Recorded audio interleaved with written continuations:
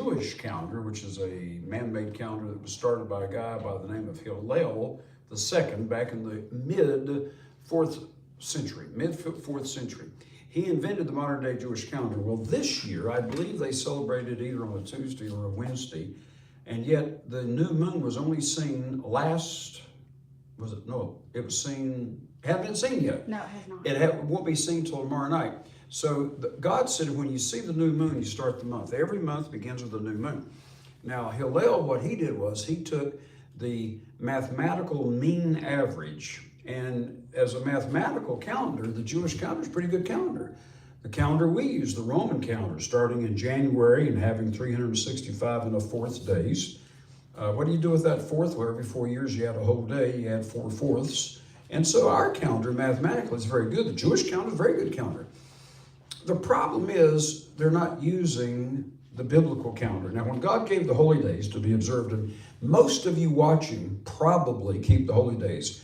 For those of you who don't, let me digress for just a moment.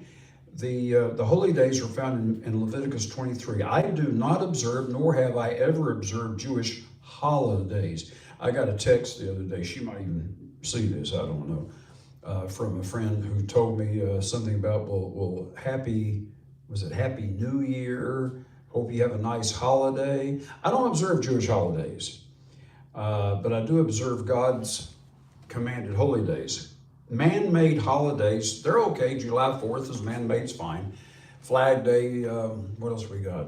Thanksgiving Day, the last Thursday of November. There's absolutely nothing wrong with celebrating these man-made holidays as long as they're not pagan or originated with some pagan deity somewhere like Baal or Mithras, who was born on December 25th, things like that, where they're honoring the sun god.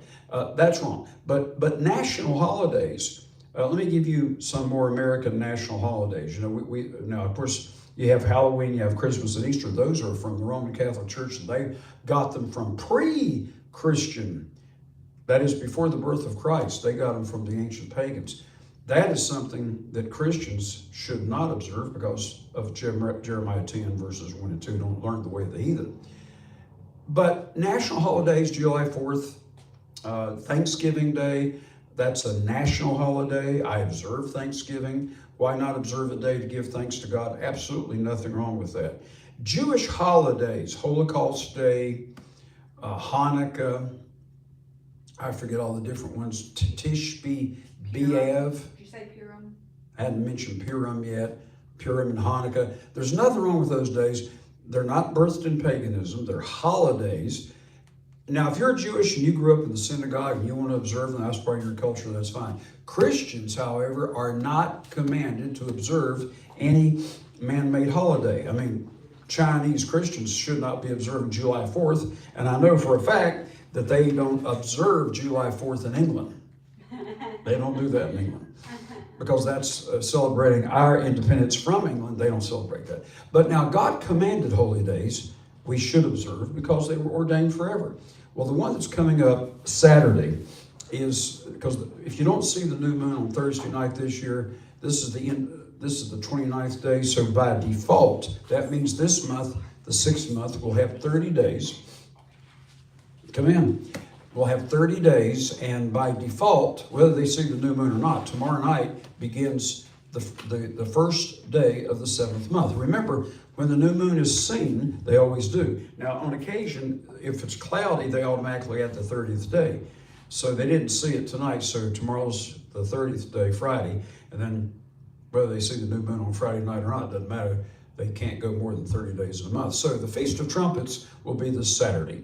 And I'm glad, because I'd already been telling people, be preparing for this coming Saturday to be the Feast of Trumpets. Now, very quickly, just the next 2 minutes that I have left, the Feast of Trumpets is a day which I always think of what Augustine said, and I don't quote Catholic church fathers that much, but Augustine did make an interesting statement. He said the Old Testament is revealed in the New Testament. If all you had was the Old Testament, you'd never know what the Feast of Trumpets was. You wouldn't understand it. He said the Old Testament is revealed in the New Testament. And the New Testament, let's see, how was it? The New Testament is concealed in the Old Testament, in the Old Testament is revealed in the New Testament. So we understand what trumpets is by going to the book of revealing. We've got a book about revealing things, and it's called, of all things, Revelation. And you read about 7 trumpets. And Paul said at the last trumpet, Jesus comes back, and we go up to meet Christ at his second coming. Now, let me say this in conclusion. Just this afternoon, as I'm doing this is Thursday afternoon, the 3rd of October. I saw, I was just flipping through some YouTube videos. I wasn't looking at many of them, but I was just flipping through them. And some of them said for sure the rapture will occur this year on October 2nd. What's today, the 4th? Third. No, 3rd. Today's 3rd. Yeah, they said the rapture would occur on October the 2nd.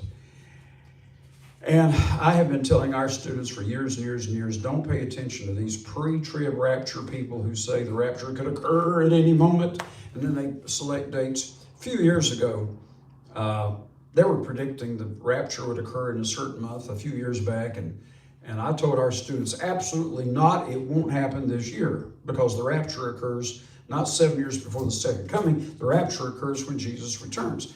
And I said, he's not coming back this year, and therefore there won't be a rapture. One of my students said, well, listen, if you're wrong, will you refund our tuition back to us?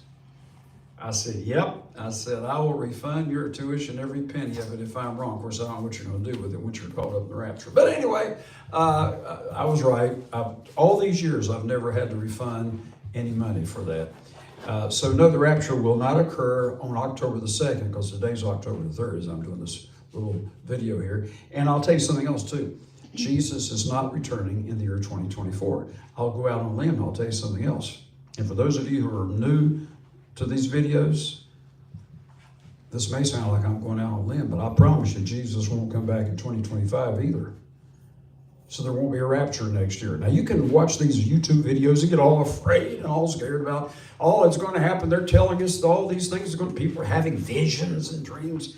Listen, that's nonsense. Go by the Bible.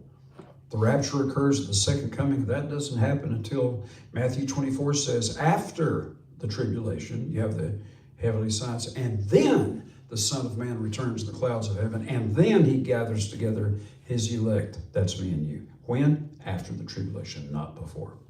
That's all for tonight. Be sure to watch us, I think, next Monday night at the same time. And also be with us every Saturday morning at 10:30. This Saturday. Monday night, it'll be a little earlier because class starts earlier Monday night. Yeah, Monday night will be a little bit earlier.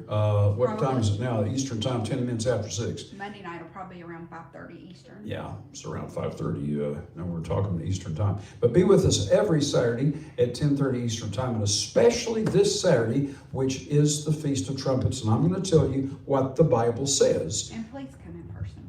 And if you're local, please do come in person. We had a large crowd last week. Hope to have the same good large crowd this week. For those of you watching online, if you live too far to come, watch us every week and tell other people where you go to church. Let them know about these videos. Be blessed. And if you have any Bible questions, we're going to have a question and answer session here in just a few weeks. Send it right in to my email address, cfmcog@aol.com, and we'll put those questions together. In a few weeks, we'll have a question and answer session. A lot of people like those. You are dismissed.